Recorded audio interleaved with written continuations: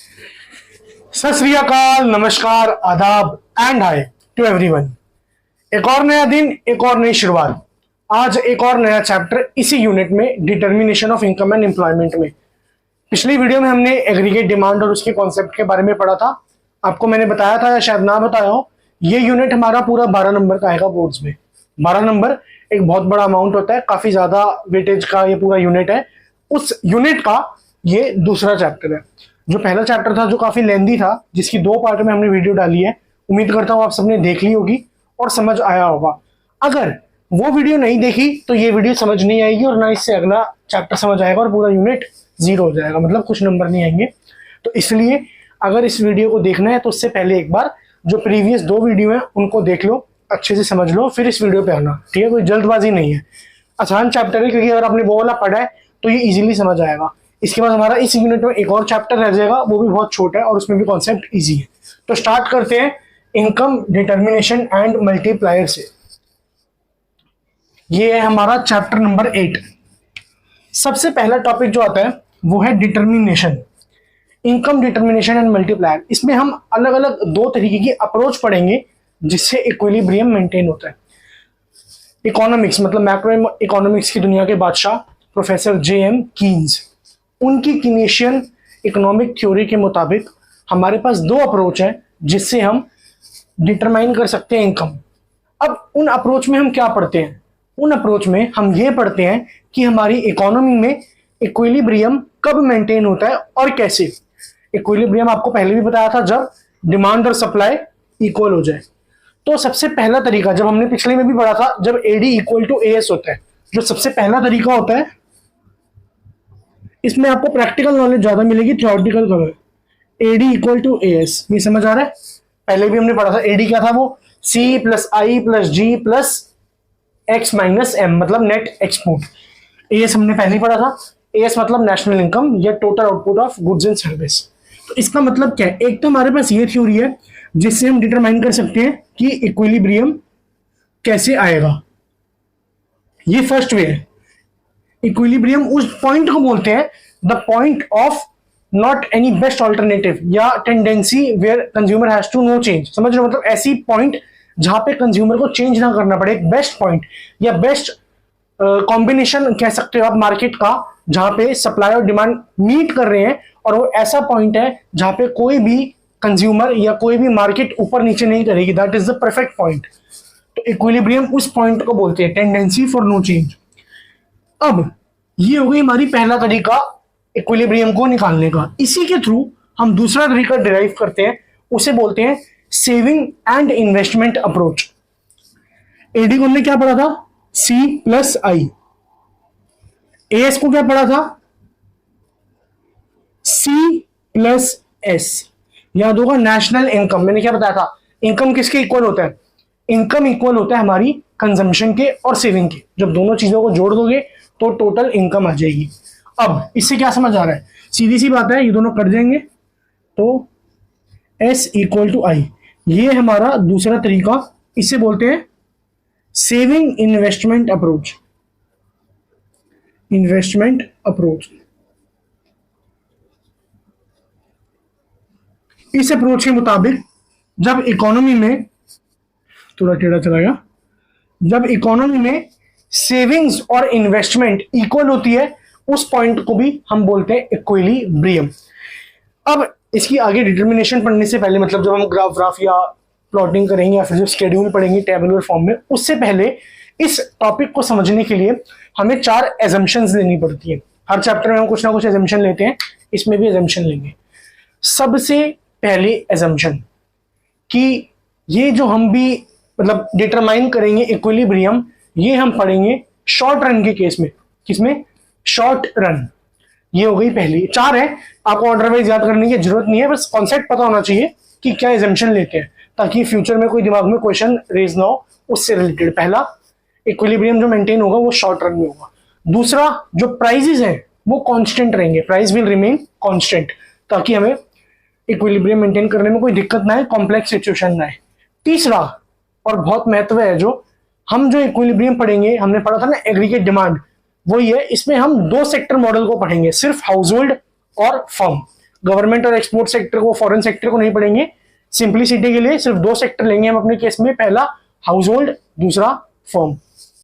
उसके बाद चौथा पॉइंट जो हम लेंगे, जरूरी है या नहीं आप मान सकते हो, वो है इन्वेस्टमेंट ऑटोनॉमस है। हमने पहले भी पढ़ा था पिछले चैप्टर में, इन्वेस्टमेंट को हम थ्रू आउट द ईयर या through out our chapter constant मानते हैं।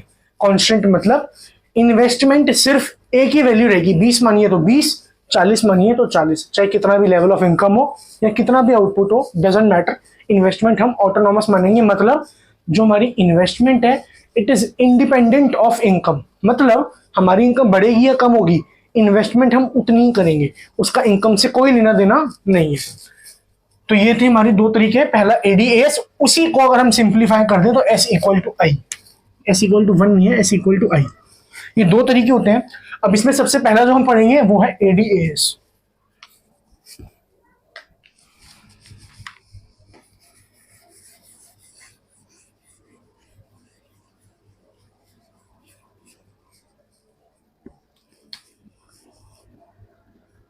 एडीएस, एडीएस क्या होता है? एग्रीगेट डिमांड, ये हमने पढ़ा था, aggregate expenditure, total value of all final goods and services that all the buyers and firm in an economy are willing to buy at a given rate at specific period of time. Aggregate supply क्या है? National income, मतलब total output of goods and services that all suppliers or firms are willing to sell or produce in the economy at a particular rate at a specific point of time. मतलब demand वो हो गई जो पूरी economy में total, aggregate मतलब total जितने भी बायर फर्म है रेडी हैं किसी भी गुड को खरीदने के लिए स्पेसिफिक प्राइस पे स्पेसिफिक टाइम पे। एएस मतलब एग्रीगेट सप्लाई या नेशनल इनकम, इसका रीजन पिछले चैप्टर में भी बताया था। एग्रीगेट सप्लाई को नेशनल इनकम की क्यों इक्वल रखते हैं? क्योंकि वही टोटल आउटपुट में हम 4 चीजों में डिवाइड करते हैं, रेंट, वेज, इंटरेस्ट, प्रॉफिट, वही हमारे नेशनल इनकम के कंपोनेंट बनते हैं, मतलब जिससे हम नेशनल इनकम निकाल सकते हैं। तो एएस और नेशनल इनकम एक ही बात होती है, चाहे कुछ भी दिया हो। एएस मतलब टोटल वैल्यू ऑफ कितना गुड्स एंड सर्विसेज सप्लाई करने के लिए रेडी है producer in the economy at particular time at particular price. अब इसको हम पढ़ेंगे शेड्यूल के मुताबिक कि एडीएस अप्रोच में इक्विलिब्रियम मेंटेन कैसे होता है। एडी में मैंने आपको पहले बता रहा हूं, सिर्फ दो चीजें मानेंगे, सी प्लस आई, वो वाले दो फैक्टर नहीं गिनने जो हमने पढ़े थे, वो सिर्फ आपके लर्निंग के लिए और इंफॉर्मेटिव पर्पस के लिए पेपर में आएंगे, पता होने चाहिए पेपर में आएंगे, लेकिन आगे हम जितने भी ग्राफ बनाएंगे उनमें वो वाले फैक्टर काउंट नहीं होंगे। एडी इसमें मतलब सी प्लस आई, सी क्या है? Consumption expenditure.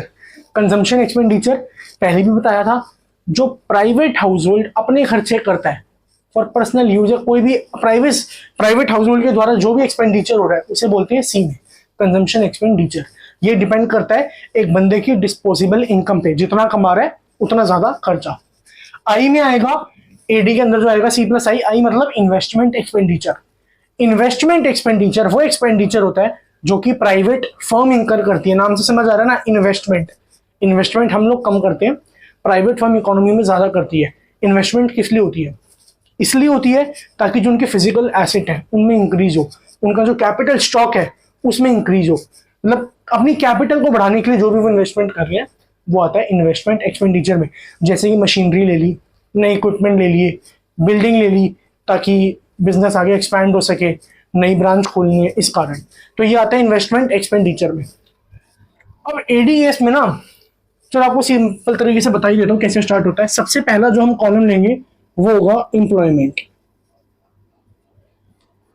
क्योंकि एम्प्लॉयमेंट मतलब रोजगार का भी महत्व रोल है इसमें, लोग काम कर रहे हैं ना, तभी तो डिमांड सप्लाई पूरी हो रही है। सबसे पहला आएगा एम्प्लॉयमेंट, फिर जो मेन शुरू होता है वो होता है इनकम। इनकम के बाद कंजम्पशन, थोड़ा छोटा लिख रहा हूं क्योंकि आगे काफी सारा कंटेंट है। कंजम्पशन के बाद फिर आएगा सेविंग्स, फिर इन्वेस्टमेंट, फिर आएगा रिमार्क्स। बहुत बार सुना होगा रिमार्क मतलब एंड में क्या रिजल्ट आया उस सिचुएशन का, रिमार्क्स, सिंगुलर प्लूरल की गलती, रिमार्क्स। सबसे पहले लेवल पे हम ये मानेंगे हमारी इनकम है 0, एम्प्लॉयमेंट है जी 0। कंजम्पशन वही वाला डेटा लेके चलते हैं जो पिछले चैप्टर में पढ़ा था, आपको भी याद रहेगा और आपकी बुक के अकॉर्डिंग है। कंजम्पशन है 40, सेविंग -40, इन्वेस्टमेंट 40। इस चैप्टर में 40 ले रहे, पहले 20 ली थी। यहाँ पे हमें एडी और एएस का भी ग्राफ बनाना है कॉलम, तो एडीएस भी लिख लो। रिमार्क्स मैं आपको वैसे वर्बली समझा दूंगा। एडी एएस, ठीक है। एडी क्या बताया था? एडी मतलब सी प्लस आई। यहाँ कितना है? सी 40, आई कितने 40 80। एएस, एएस क्या बताया था? इनकम की इक्वल होता है। इनकम कितनी है जी? 0। कोई बात नहीं। अब आप लोग सोच रहे होंगे पिछले चैप्टर में रीजन बताया था, पर इनकेस कोई बच्चा सीधा इस वीडियो को देख रहा है, ये बता देता हूँ। 0 इनकम है, कंजम्पशन 40 कैसे हो गई? मतलब कमा 0 रहे हैं, 40 खर्च लिया। इस वाली कंजम्पशन को जो 0 लेवल ऑफ इनकम पे होती है, इसको बोलते हैं ऑटोनॉमस कंजम्पशन। ये वो कंजम्पशन होती है जो एक इंडिविजुअल इंकर करता है अपनी बेसिक नेसेसिटीज को फुलफिल करने के लिए। हर बंदे को अपनी कुछ जरूरतें होती हैं, खाना, रोटी, मतलब रोटी कपड़ा मकान जिसे बोलते हैं, उसे फुलफिल करने के लिए एक सर्टेन अमाउंट चाहिए। चाहे आप कमा रहे हो नहीं कमा रहे, आपको वो बेसिक चीजें पूरी करनी है। चाहे वो अपनी आप पास्ट सेविंग से करो, बोरोइंग से करो, अपने एसेट बेच के करो, पर आपको करनी है। तो ये वही कंजम्पशन है, इसे बोलते हैं ऑटोनॉमस कंजम्पशन। इसको हम डोनेट करते हैं सी बार से। ऑटोनॉमस को ये याद रखना, ये होती है AUTO, ऑटोनॉमस कंजम्पशन।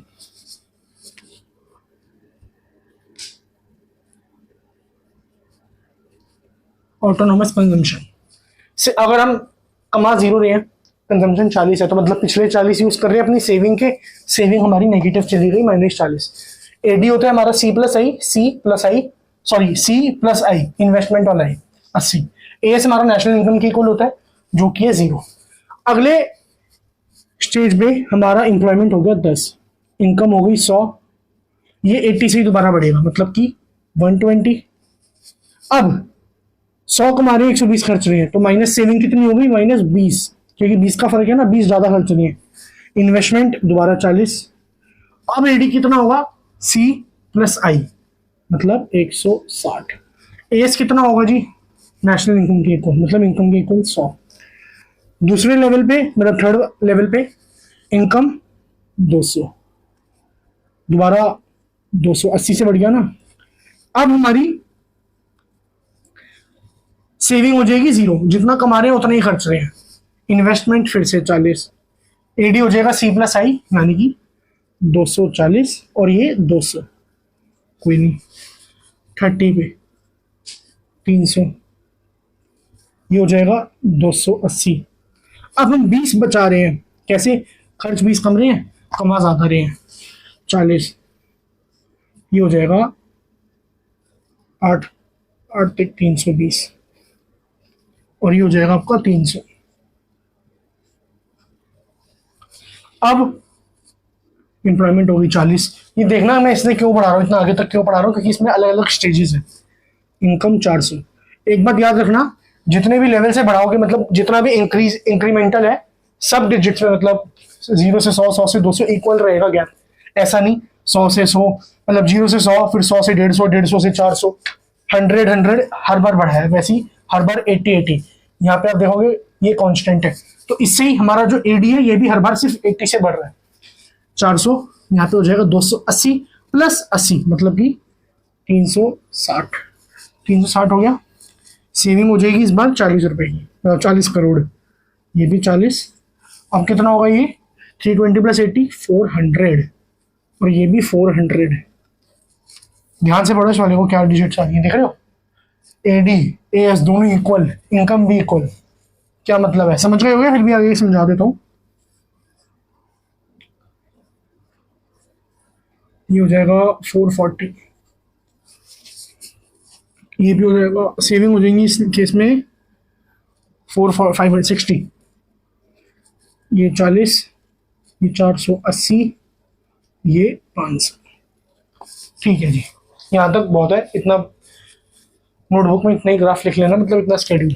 अब यहाँ समझने वाली बात क्या है, यहाँ तक मतलब कि 30 लेवल तक हमारा है फेज 1, यहाँ पे दूसरा फेज, यहाँ पे तीसरा फेज।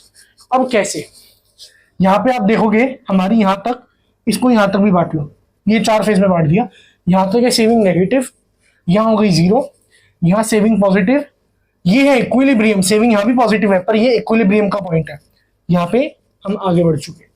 इक्विलिब्रियम मतलब क्या है, मैंने कहा था ना, जब AD इक्वल टू AS होगा, ADS पढ़ लो जी, 400 400 ये दोनों इक्वल है, पहली सफिशिएंट मतलब पहली कंडीशन हमारी फुलफिल होती है कि AD और AS दोनों इक्वल है। हमने एक और तरीका पढ़ा था, वो आगे दोबारा पढ़ेंगे ब्रीफ में, पर यहाँ पे भी वेरीफाई हो रहा है, मतलब चाहे आप ADS से निकालो या S इक्वल टू I से निकालो, इक्विलिब्रियम मेंटेन एक ही लेवल पे होगा, मतलब आंसर एक ही आएगा। तो यहाँ पे भी देख सकते हो S equal to I, saving भी 40, इन्वेस्टमेंट भी 40, तो इन दोनों कंडीशन से भी पता लगता है हमारा आंसर सही है। हमने जो इक्विलिब्रियम मेंटेन किया है गैप लेके, वो इस लेवल पे बन रहा है, मानिए कि ये वाला जो लेवल है, मतलब जहां एम्प्लॉयमेंट 40 है वहां पे हमारा इक्विलिब्रियम बन रहा है। ये आपको समझ आ गया कैसे इक्विलिब्रियम डिराइव करना है। अब आप सोचोगे सर एक स्टेप आगे क्यों लिए, इसकी जरूरत तो थी नहीं, हमें पता लग गया 400 400।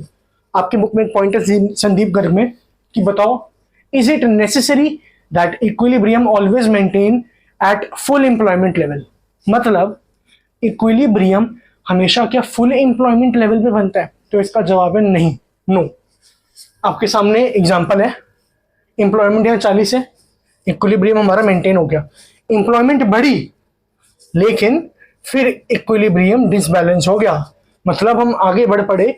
इसका मतलब ये नहीं है कि हमारे पास एम्प्लॉयमेंट तो और भी है, यहाँ 60 हो जाएगा 70, हमारे पास जितनी कैपेसिटी है उतनी तो है, पर ये जरूरी नहीं होता कि जब एम्प्लॉयमेंट फुल लेवल पे होगी उसी टाइम इक्विलिब्रियम मेंटेन हो। यहाँ पे एम्प्लॉयमेंट कम भी है लेकिन इक्विलिब्रियम यहाँ मेंटेन हो गया, तो इस बात को याद रखना जरूरी नहीं है फुल एम्प्लॉयमेंट के लेवल पे ही इक्विलिब्रियम हो, वो उससे पहले भी हो सकती है अंडर एम्प्लॉयमेंट इक्विलिब्रियम। अब इसका ग्राफ कैसे बनेगा वो समझने वाली बात है, यही बना रहा हूं। एक मिनट, थोड़ा टेढ़ा हो गया।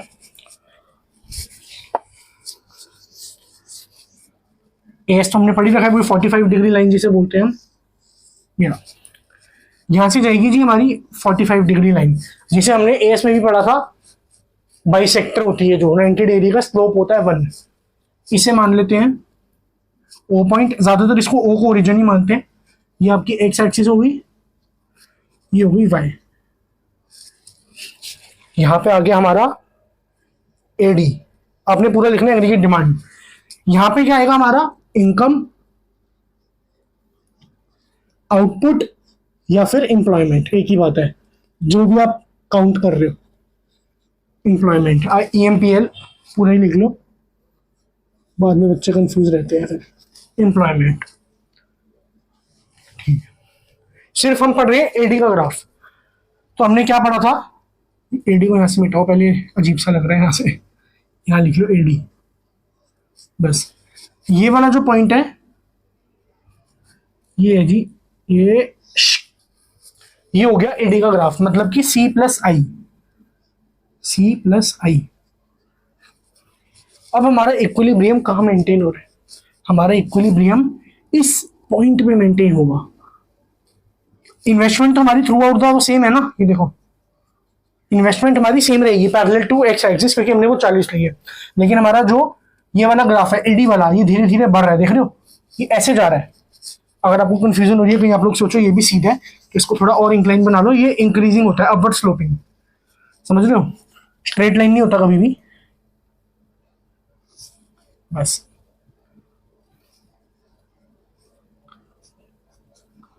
ये हमारा बन गया ग्राफ। ये जो है हमारा ई पॉइंट, इसको बोलेंगे इक्विलिब्रियम, ई पॉइंट। ये वाला जो पॉइंट है ये बोलेंगे एडी, मतलब कि मान लेते हैं A1। हमारा जो इक्विलिब्रियम मेंटेन होगा वो इस लेवल पे होगा जहां पे यहाँ पे इनकम जो भी है, फॉर एग्जांपल Q मान लेते हैं। ये वाला जो पॉइंट है हमारा, ये मिटा दो कि इक्विलिब्रियम चेंज हो गया, समझ आ रहा होगा अब सबको। ये ग्राफ है, ये जा रही है इनकम आउटपुट की लाइन जो हमने पढ़ा था 45 डिग्री पे होती है। ये एडी का ग्राफ जहां पे दोनों इंटरसेक्ट करे, ये वही वाला पॉइंट होगा जहां पे 400 400 बन रहा है। एक बार इसको कॉपी में फटाफट नोट डाउन कर लो, इसके बाद चलते हैं अगले टॉपिक पे। अब तक सबने नोट डाउन कर लिया होगा। एक हमारा पॉइंट था रीमार्क्स वाला, उसको यहाँ R करके लिख लो। रीमार्क्स मतलब क्या था, सिंपल सा फंड है, उसे भी हम स्टेज में बांटते हैं।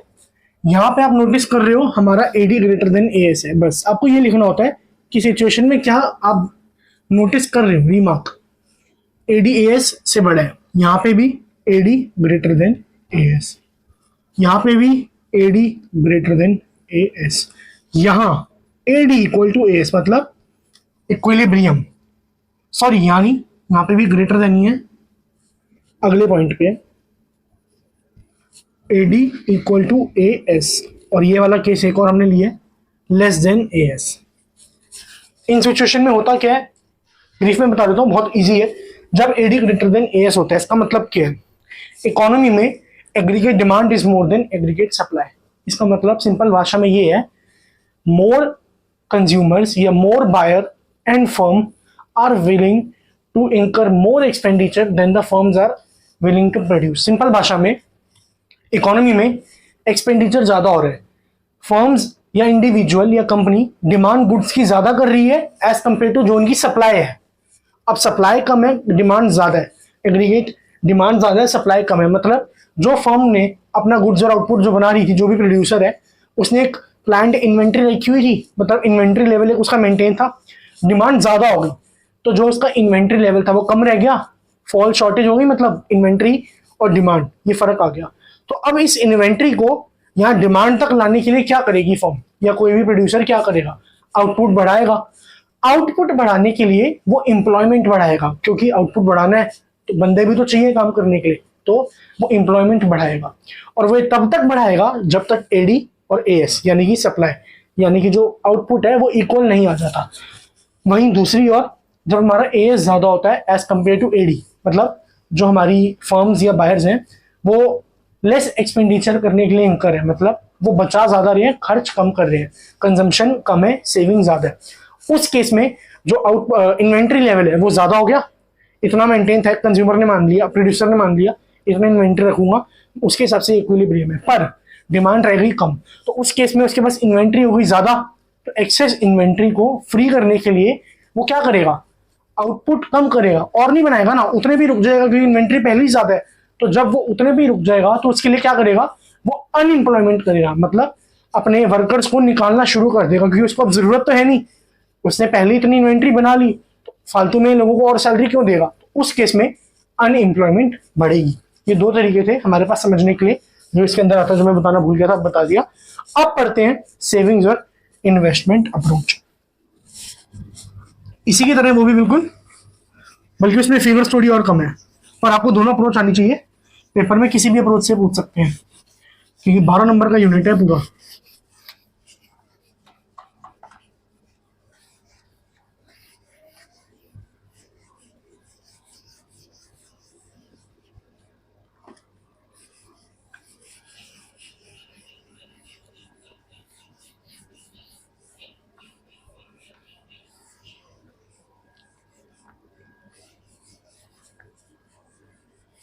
बस अगला जो आता है हमारा वो है, ये भी मिटाओ, सेकेंड अप्रोच जो है वो है S equal to I approach, मतलब सेविंग इक्वल टू इन्वेस्टमेंट। इसमें भी वही है, पूरा शेड्यूल बनाना पड़ेगा दोबारा से। सबसे पहला हम लेंगे इनकम, इसमें एम्प्लॉयमेंट की जरूरत नहीं है हमें, income, consumption, saving, investment, remark. ठीक है, इनकम वही सेम दोबारा 0, कंजम्पशन 40, सेविंग फिर -40, इन्वेस्टमेंट कांस्टेंट, इसके बाद भूल जाएंगे, फिर 100, 120, 80 से बढ़ेगी हर बार, इस बार रह जाएगी -20, इन्वेस्टमेंट फिर से 40, 200, 200, सेविंग 0, इन्वेस्टमेंट 40, 300 हो जाएगा 280, इस बार सेविंग होनी शुरू होगी, 20 फिर से 40, 400, 360 हो जाएगा 40 की सेविंग, 40, 500, 440, इस केस में हो जाएगी सेविंग हमारी इनकम और कंजम्पशन 60, इन्वेस्टमेंट 40।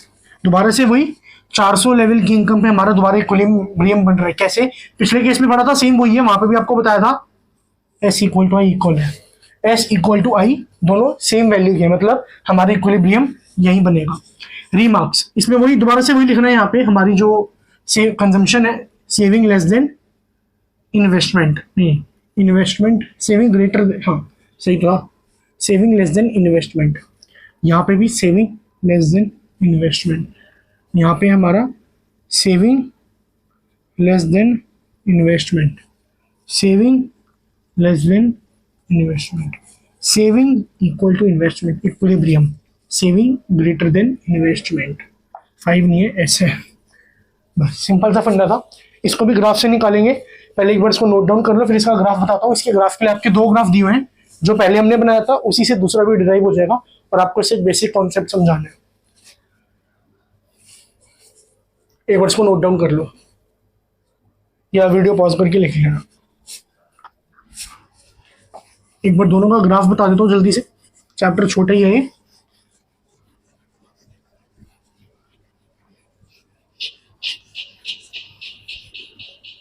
ठीक है, हमने पिछले वाले में पढ़ा था, ग्राफ कुछ इस तरीके से बनाया था। ये हो गई आपकी 45 डिग्री लाइन, ये हो गया था हमारा वो वाला ग्राफ, ये आ गया था हमारा ई। मैं इस बार मेंशनिंग नहीं कर रहा, लेबलिंग वो आपको समझदार हो, आपको आता है। ये बनेगा नया ग्राफ जो हमारा सेविंग्स और इन्वेस्टमेंट वाला है। इस केस में क्या होगा, ये नेगेटिव तक जाएगा। हमने पिछले चैप्टर में पढ़ा था, ये वाला ग्राफ नीचे तक जाता है, यानी कि यहाँ तक। अब हमारी वो तो इतनी रही इनकम वाला, हमारी जो सेविंग्स है, लेकिन इसमें हमको इनकम की जरूरत नहीं है, इनकम मत बनाओ। ये सेविंग और इन्वेस्टमेंट वाला ग्राफ है, एस इक्वल टू आई, तो हमें सिर्फ एस और आई चाहिए। आई हमने पढ़ लिया, हमारी कांस्टेंट है यू। ये हो गया सेविंग का ग्राफ। सेविंग का ग्राफ हमने पहले पढ़ा है, -40 से शुरू हो रहा है, नेगेटिव से, ये यूं गया। अब आपको एक चीज याद रखनी है इसमें, हमारा इस पॉइंट में इक्विलिब्रियम कहाँ बनता है? इक्विलिब्रियम यहाँ बनेगा जहाँ पे एस इक्वल टू आई होगा, दोनों यहाँ इंटरसेक्ट कर रहे हैं, एस इक्वल टू आई। ये शायद थोड़ा आगे पीछे होगा, और आप लोगों को एक चीज का ध्यान रखना है, जहाँ पे इसका इक्विलिब्रियम है, मतलब एडी इक्वल टू एस, क्योंकि हमने पढ़ा है दोनों केसेस में हमारे पास इक्विलिब्रियम सेम ही आता है, चाहे इस अप्रोच से निकालो या इससे।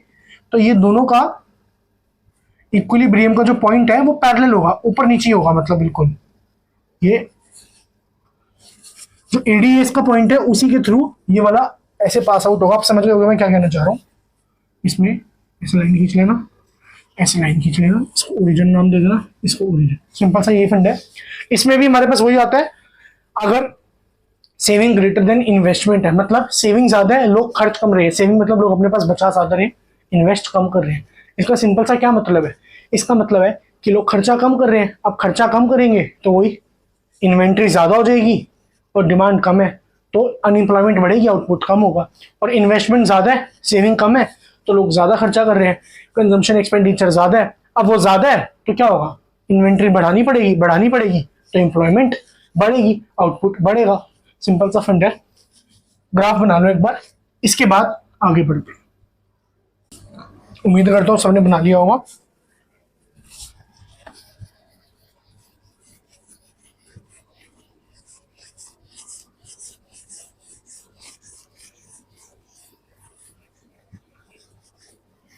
ठीक है जी। अब इसके बाद हमारे पास इसमें एक टॉपिक और आता है एम्प्लॉयमेंट का, मतलब हमारा जो इक्विलिब्रियम है वो कहाँ कहाँ बनता है। जो मैंने आपको बताया था ना कि ऐसा जरूरी नहीं है कि सिर्फ फुल एम्प्लॉयमेंट के लेवल पे बने। सबसे पहला केस तो हम वही पढ़ेंगे, फुल एम्प्लॉयमेंट के लेवल पे इक्विलिब्रियम जो बन रहा है। इसमें वो होता है, it is the condition when aggregate demand is equal to aggregate supply corresponding to level of full employment. ये इसकी डेफिनेशन है। मतलब कि ये अगर ग्राफ है, ये हमारी जा रही है 45 डिग्री लाइन, ये हो गया एडी का ग्राफ, मतलब हमारा जो एग्रीगेट वो है, डिमांड और सप्लाई दोनों इक्वल है, तो ये हो गया इक्विलिब्रियम। ये हो गया हमारा पॉइंट ए, दे दो इसको नाम ओरिजिन। ये हो गया Q0, इसको कुछ भी नाम दे दो, P दे दो, P0, कुछ भी आप डिनोट कर सकते हो। ये है हमारा फुल एम्प्लॉयमेंट का। दूसरा केस जो इसमें आता है वो आता है हमारे पास अंडर एम्प्लॉयमेंट, मतलब एम्प्लॉयमेंट अभी हमने पूरी करी नहीं है, लोग अंडर एम्प्लॉयड है, लेकिन हमारा इक्विलिब्रियम मेंटेन हो गया। Under employment equilibrium. इस केस में क्या होगा, इसका ग्राफ ऐसे बनेगा, यूं क्या, सेम वही, पहले तो आपको यही वाला बनाना है जो एक्चुअल फुल एम्प्लॉयमेंट का है। अब इस केस में ये हमारा एक्चुअल वाला है, अब जो नया बनेगा अंडर एम्प्लॉयमेंट वाला, मतलब वो उसमें जो हमारी एम्प्लॉयमेंट है वो कम हो गई, थोड़ा ऊपर चली जाती है लाइन ना रफ स्केच में। अब जो नया हमारा इक्विलिब्रियम पॉइंट है वो ये है, जहां पे 45 डिग्री लाइन को इंटरसेक्ट कर रहा है। तो जो हमारा Q 0 था वो Q1 पे शिफ्ट हो जाएगा, ये 0 ही रहेगा, ये P1 हो जाएगा, ये P0।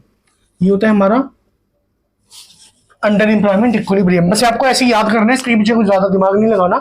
ग्राफ कैसे बनता है और इसकी डेफिनेशन। इसके बाद जो आता है वो थोड़ा इंटरेस्टिंग है, वो है ओवर एम्प्लॉयमेंट इक्विलिब्रियम, मतलब एम्प्लॉयमेंट ज्यादा है beyond the scope. Scope in the sense over, वो स्कोप पढ़ाई वाले स्कोप से नहीं कि हमारे कोर्स से बाहर है। Over employment equilibrium.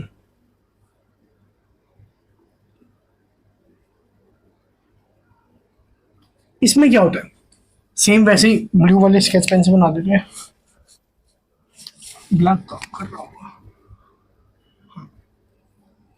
वही बनेगा एडीएस की लाइन, ये बन गया हमारे पास वो। इसमें क्या होगा, बस आपको सिंपल सा लिखना है, ये वाला जो पहले वाला है ये हमारा एक्चुअल वाला है, एक्चुअल जिसे कहते हैं एक्चुअल AD1, ये वही हो गया। यहाँ पे हमारा पहले वाला बन रहा है ओवर एम्प्लॉयमेंट वाले केस में, जैसे अंडर एम्प्लॉयमेंट में हमने नीचे लाइन खींची थी, ओवर एम्प्लॉयमेंट में इसके पैरेलल ऊपर लाइन चली जाएगी, इसे बोलेंगे O, इसे बोलेंगे P0, इसे बोल देंगे P2। ओवर एम्प्लॉयमेंट में होता है। लेकिन एक याद रखना बात, जो ओवर एम्प्लॉयमेंट का इक्विलिब्रियम होता है ना, उससे हमारी इकोनॉमी में इन्फ्लेशनरी प्रेशर बनता है। हम पूछोगे सर कैसे, बिल्कुल बताते हैं। इन्फ्लेशनरी प्रेशर मतलब महंगाई का दबाव कैसे बनता है, हमारी इकोनॉमी में इक्विलिब्रियम मेंटेन हो गया और ओवर एम्प्लॉयमेंट में, मतलब फुल एम्प्लॉयमेंट से भी ऊपर। 11th में पीपीसी पढ़ा होगा। ओवर एम्प्लॉयमेंट मतलब हमारी जितनी कैपेसिटी है उससे ज्यादा, वो हो ही नहीं सकता। एडी ज्यादा है एएस से, लेकिन उस लेवल पे जब हमारी एम्प्लॉयमेंट फुल से ज्यादा है तो हमारे रिसोर्सेज तो उतने ही हैं, हम एम्प्लॉयमेंट बढ़ा ही नहीं सकते फुल से ऊपर। तो इस केस में क्या होगा, एडी एएस का इक्विलिब्रियम को नीचे आना पड़ेगा। वो कैसे आएगा, एडी एएस का इक्विलिब्रियम तब नीचे आएगा जब महंगाई बढ़ेगी। सीधी सी बात है ना, अभी डिमांड ज्यादा है ओवर एम्प्लॉयमेंट वाले लेवल पे, हमारे पास अब एम्प्लॉयमेंट तो ओवर है ही नहीं, फुल पे हम पहले ही पहुंच चुके हैं, एडीएस आया नहीं। तो उस केस में कमोडिटीज के प्राइस बढ़ने लगेंगे, प्राइस बढ़ेंगे तो सप्लाई, डिमांड कम होगी, डिमांड कम होगी तो जो फुल एम्प्लॉयमेंट लेवल है उस पर आके इक्विलिब्रियम स्टॉप हो जाएगा और वहां पे मेंटेन हो जाएगा। तो इस वजह से महंगाई बढ़ती है, इन्फ्लेशनरी प्रेशर बनता है हमारी इकोनॉमी पे। एक बार इसका भी ग्राफ बना लो नोटबुक में। इसके बाद चलते हैं इन्वेस्टमेंट मल्टीप्लायर पे, जो कि एक काफी इंपॉर्टेंट टॉपिक है, नोट कर लिया होगा। इसके बाद जो कॉन्सेप्ट आता है वो है लास्ट कॉन्सेप्ट इस चैप्टर का, मनी मल्टीप्लायर। मनी मल्टीप्लायर नहीं, sorry, investment multiplier. Money multiplier तो मनी चैप्टर में था, इन्वेस्टमेंट मल्टीप्लायर। इन्वेस्टमेंट मल्टीप्लायर क्या होता है, बहुत इजी है, मैथ से रिलेटेड है, थोड़ा न्यूमेरिकल लेकिन मस्त है। साथ साथ पढ़ते रहना, प्री बोर्ड खत्म होने वाले होंगे या प्री बोर्ड आने वाले होंगे, बोर्ड में ज्यादा टाइम मिलेगा नहीं पढ़ने के लिए। Investment multiplier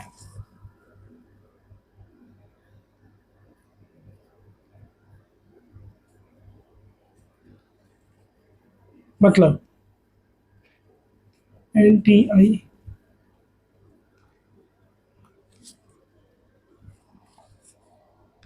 investment multiplier is a number या कांस्टेंट कह लो by which change in investment lead to, मतलब increase in investment lead to increase in national income. Investment multiplier क्या होता है, सिंपल सी भाषा में इसका मतलब ये है, हम इन्वेस्टमेंट में अगर थोड़ा चेंज लाते हैं, उसे इंक्रीज करते हैं, तो जो हमारे देश की नेशनल इनकम है वो उससे कहीं टाइम्स या उतनी इंक्रीज होती है। वो कितने गुना इंक्रीज होती है उसे पढ़ना है। तो इन्वेस्टमेंट मल्टीप्लायर को हम कांस्टेंट से डिनोट करते हैं, यानी कि के। इसका सिंपल सा फॉर्मूला है delta change in Y upon में डेल्टा चेंज इन आई। मतलब इन्वेस्टमेंट में कितना चेंज आएगा, या इन्वेस्टमेंट में जो भी चेंज आया उसके कारण जितना भी चेंज यहाँ आएगा इनकम के अंदर, वो होता है के। मतलब कितना गुना, कितना टाइम्स बढ़ा है, वो आता है के। इसको निकालने का एक ये फॉर्मूला होता है, एक फॉर्मूला होता है K is equal to 1/1 minus MPC, और के इज इक्वल टू 1/MPS। ये तीन फॉर्मूले हमारे पास, इसकी डेरिवेशन काम की नहीं है, फॉर्मूले पता होने चाहिए। एक बात याद रखना, higher the MPS higher will be the K. अब के और एमपीएस डायरेक्टली लिंक्ड है, मतलब डायरेक्टली प्रोपोर्शनल है। जितना ज्यादा एमपीएस होगा उतना ज्यादा के होगा, मतलब उतनी इन्वेस्टमेंट के चेंज के कारण उतनी ज्यादा इनकम बढ़ेगी। इस कॉन्सेप्ट में हमें ना एक एजम्पशन लेनी होती है। वो एजम्पशन क्या है कि इनकम या कह लो expenditure of one person is the income of another. ये नॉर्मल सा रूल है। एजम्पशन क्या ही है, एक बंदा खर्चा करेगा तो वो दूसरे की इनकम मानी जाएगी। मैंने खर्चा किया और आपको दिया पैसे, तो वो आपकी इनकम है ना, बस वही है। तो एमपीसी क्या होता है, मार्जिनल प्रोपेंसिटी टू कंज्यूम। अब एक बंदा जितना ज्यादा खर्चेगा, एमपीसी जितना ज्यादा होगा। फॉर एग्जांपल एमपीसी बढ़ गया, पहले था 0.4 अब 0.50 कर दिया। एमपीसी बढ़ गया तो मतलब ज्यादा खर्चा करेगा अपनी इनकम का, ज्यादा खर्चा करेगा तो किसी और की इनकम बनेगी, वो किसी और की इनकम बढ़ेगी तो वो कहीं और इन्वेस्ट करेगा, इन्वेस्टमेंट बढ़ेगी तो देश की नेशनल इनकम बढ़ेगी। सीधी सी बात है, एमपीसी ज्यादा होगा, के की वैल्यू ज्यादा होगी, एमपीसी कम होगा, इसकी वैल्यू कम होगी। ये इनडायरेक्टली प्रोपोर्शनल है। एमपीएस ज्यादा होगा, के कम होगा, एमपीएस कम होगा, के ज्यादा होगा। फॉर एग्जांपल मान लेते हैं के पहले था हमारे पास, एमपीसी हमारे पास पहले था 0.5, या फिर मान लेते हैं 0.2 था हमारे पास पहले एमपीसी, तो 1 माइनस 0.2, तो ये हो जाएगा 1/0.8। अब आप इसको डिवाइड करोगे 1.25 अराउंड आएगा, तो वो हो गया हमारा एमपी के की वैल्यू। लेकिन अगर हम दूसरे केस में मान लेते हैं, केस 2 में के इक्वल टू 1 हम मान लेते हैं एमपीसी 0.2 से बढ़ के 0.5 हो गया, तो ये हो जाएगा 1/0.5, इसका आएगा 2, इसका आएगा अराउंड 1.25 जितना मेरे को लगता है। तो मतलब पहले अगर हमारी इन्वेस्टमेंट बढ़ रही थी तो इनकम सिर्फ उसका 1.25 गुना यानी कि 1.25x हो रही थी। इस केस में अगर हमारी इन्वेस्टमेंट 1000 करोड़ की है तो जो हमारी इनकम में इंक्रीज आएगा वो 2000 करोड़ का आएगा, क्योंकि हमारा जो इन्वेस्टमेंट मल्टीप्लायर है वो आया है 2। इसको एक न्यूमेरिकल के थ्रू पढ़ते हैं, एक बार इसका स्क्रीनशॉट ले लो।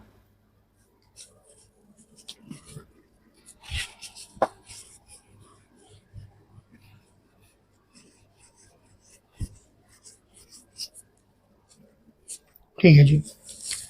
अब मान लेते हैं सबसे पहला जो इसको हमने न्यूमेरिकल में समझना हमने पढ़ लिया, expenditure of one is the income of another. तो मान लेते हैं इकोनॉमी में हमने एक एडिशनल इन्वेस्टमेंट करी है 100 करोड़ की, मान लेते हैं इंक्रीज इन इन्वेस्टमेंट। मान लेते हैं सरकार ने फ्लाईओवर बनाया, उसके लिए 100 करोड़ की किसी को पेमेंट करी है, सरकार का एक्सपेंडिचर उसका इनकम, अब वो इन्वेस्टमेंट करेगा, तो ये हमारा हो गया 100 से। अब बनेगा इंक्रीज इन कंजम्पशन। एमपीसी हम मान लेते हैं 0.90 है, मतलब 90% of the income will be consumed, तो ये हो गया 90। यहाँ पे तो पहले 100 ही होगा, 100 से कंजम्पशन बढ़ेगी, या फिर 90 होगा आई गेस क्या 90 ही होगा। मैं आपको सीधा लेवल से सिखा रहा हूँ, 100 वाला नहीं दिखा रहा जो आपकी बुक में लिखा है। फिर आएगा इंक्रीज इन सेविंग।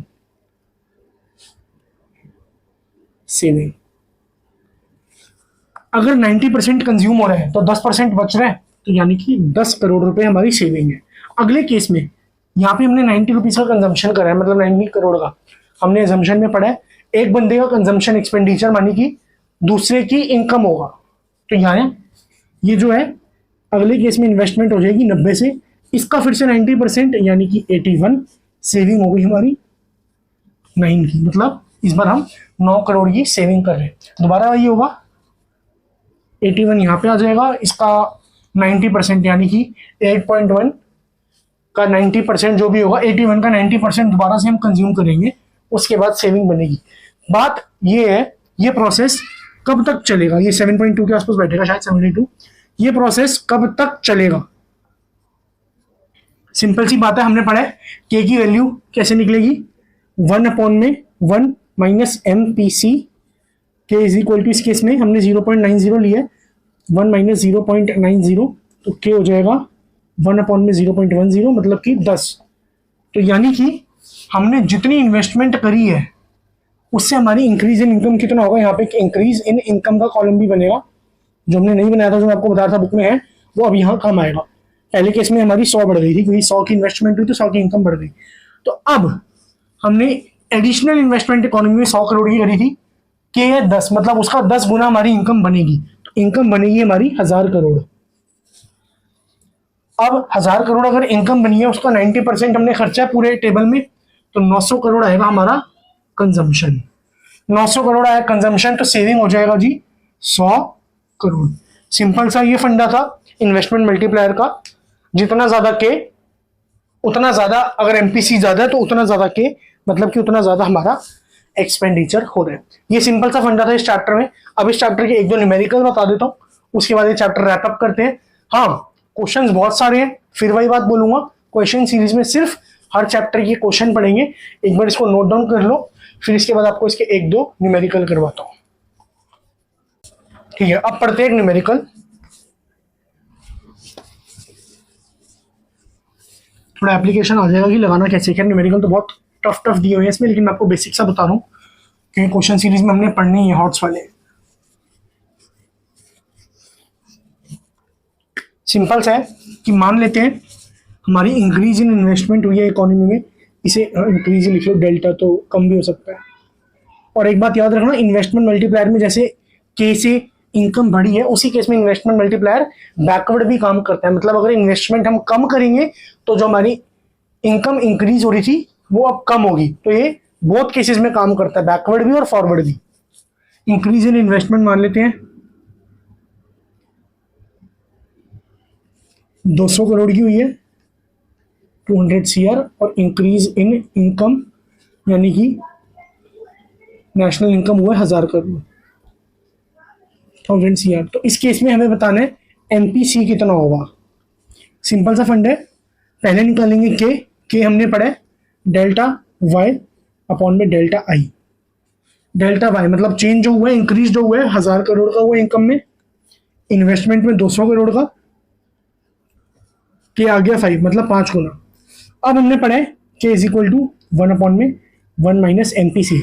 चाहे वो एमपीएस पूछ ले, एमपीसी पूछ ले, अगर एमपीएस पूछेगा तो 1 अपॉन एमपीएस हो जाएगा, एमपीसी पूछा है तो 1 अपॉन 1 माइनस एमपीसी हो गया। तो K is equal to 5 equal to 1 upon में 1 माइनस एमपीसी। तो ये हो जाएगा 5 minus 5 MPC is equal to 1, MPC is equal to हो जाएगा -4 और -5 कट जाएगा। एमपीसी इज इक्वल टू 4/5 यानी कि 0.8। एक बार इसको नोट डाउन कर लो, बहुत आसान है, सबने नोट कर लिया होगा। एक न्यूमेरिकल और करते हैं लास्ट।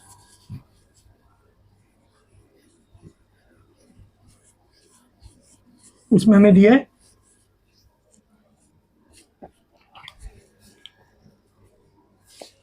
कि जो एमपीसी है वो है 2/3, इंक्रीज इन इन्वेस्टमेंट है, इसे मान लेते हैं 1000 करोड़। अब बात पूछा हमसे इंक्रीज इन इनकम यानी कि नेशनल इनकम में क्या चेंज आएगा। नेशनल इनकम बहुत इजी से है, एमपीसी 2/3। तो अब सबसे पहले निकाल लेंगे के की वैल्यू। के कितना होगा 1 अपॉन में 1 माइनस 2/3 यानी कि 1 अपॉन में 0.33, तो अप्रॉक्स 3 वैल्यू मानी जाएगी इसकी। क्या आ गया 3 मतलब 3 गुना होगा। इंक्रीज इन इन्वेस्टमेंट हमें दिया 1000, हमने पढ़ा था K equal to delta Y upon में डेल्टा आई, तो ये हो जाएगा 3 is equal to delta Y upon में 1000, मतलब इंक्रीज इन इनकम आ गया, नेशनल इनकम 3000 करोड़। बहुत सिंपल से फॉर्मूला पता होना चाहिए, उतना ही आसान चैप्टर है। एक बार इसको भी नोट कर लो। उम्मीद करता हूँ सबको ये चैप्टर भी समझ आया होगा, बेहतरीन तरीके से समझाया है। कोई भी डाउट हो दोबारा वही बात बोलूंगा, कमेंट सेक्शन आपके लिए हमेशा खुला है 24/7, कभी भी उस पर पूछें, जल्द से जल्द रिप्लाई मिलेगा। इस वीडियो को लाइक कर दें, दोस्तों में शेयर कर दें, चैनल को सब्सक्राइब कर दें ताकि अगली कोई भी वीडियो ना छूटे, और इंस्टाग्राम पे इकोनॉमिक्स वर्ल्ड 001 को जाके फॉलो कर लें ताकि आपको लेटेस्ट अपडेट मिलते रहे।